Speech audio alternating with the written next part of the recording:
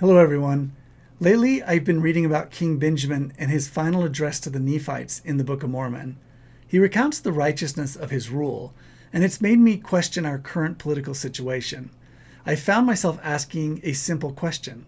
What does a righteous ruler look like? Not politically or rhetorically, but morally. The answers in the Book of Mormon have made me reevaluate my beliefs. One of the first qualities that stands out is that righteous rulers love their people and continually pray for their well-being and safety. I think it's something we should look for in our leaders too. There are two clear examples of this in the Book of Mormon.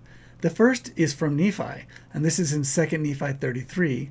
He says, "For I, Nephi, pray continually for my people by day, and my eyes water my pillow by night because of them."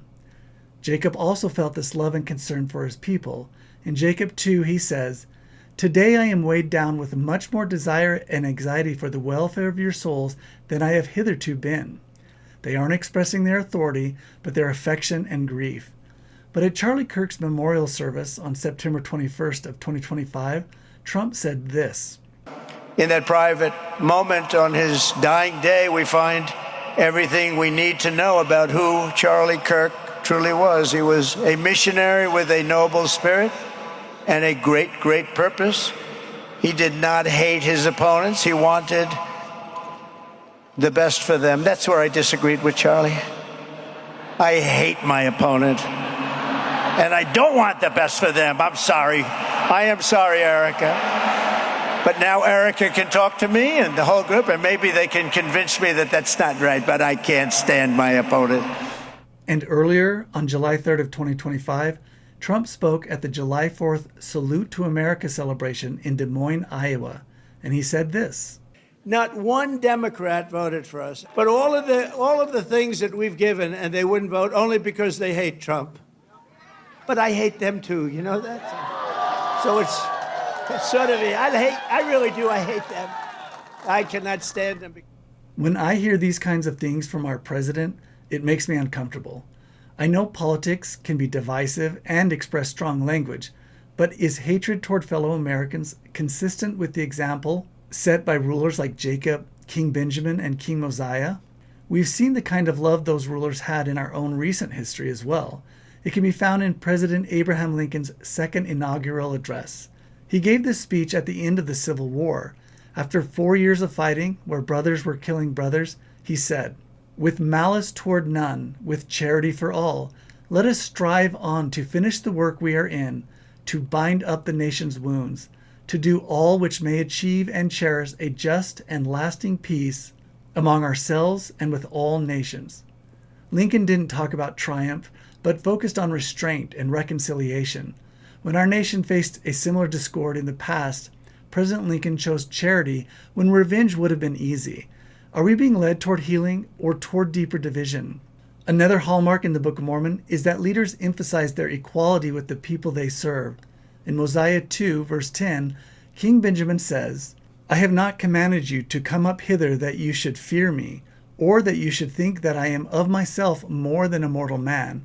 And later in verse 16 he says, "Because I said to you that I had spent my days in your service, I do not desire to boast, for I have only been in the service of God." He directs praise away from himself and toward God. In contrast, President Trump leans into strength, confidence, and even exaggeration.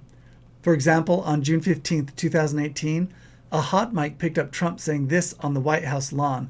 He was speaking about Kim Jong-un, leader of North Korea. Hey, he's the head of a country, and I mean, he's the strong head. Don't let anyone think anything different. Right. He speaks and his people sit up at attention. I want my people to do the same. His comments are often dismissed as jokes, sarcasm, or a desire to anger liberals. And I'll admit some of the jokes are funny. When he posted an AI-generated image of himself as the Pope, I had to laugh. But at what point does exaggeration blur into self-exaltation? Strong leadership is important, but I believe humility is too. I keep coming back to King Benjamin's words, that a ruler should not want his people to fear him or think of him as more than a mortal man. Love and humility set the tone of leadership, but there's another question that is just as important.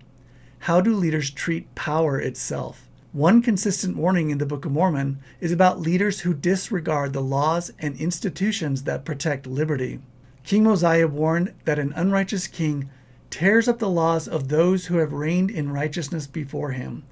And later, when Amalickiah sought power, the Book of Mormon says, Amalickiah set out to destroy the foundation of liberty which God had granted them. What stands out is that the danger isn't chaos, but concentrated power.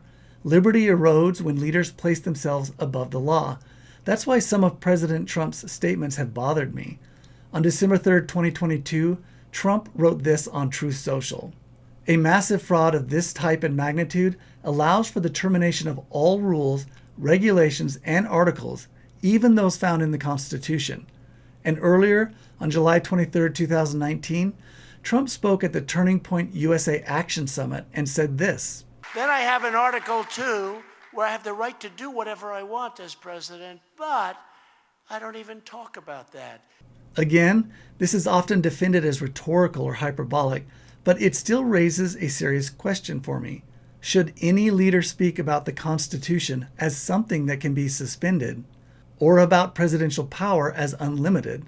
For me, respect for constitutional order is not a technical issue. It's a moral one. Our laws exist to restrain power, not sanctify it. This principle matters to me more than any individual leader. Times and circumstances change, leaders change, and sometimes our own understanding changes. I'm not asking you to adopt my conclusions. I'm just asking, what do our scriptures teach us to look for in a leader? What qualities matter the most? It's love, humility, unity, and respect for law. When I measure those principles against our current political situation, I wrestle with my conscience. Loyalty to a leader is never meant to outweigh loyalty to principle. And when these two are misaligned, I don't think it's weakness to re-examine. It's integrity. And that's what I'm doing now. Maybe it's something you could consider as well.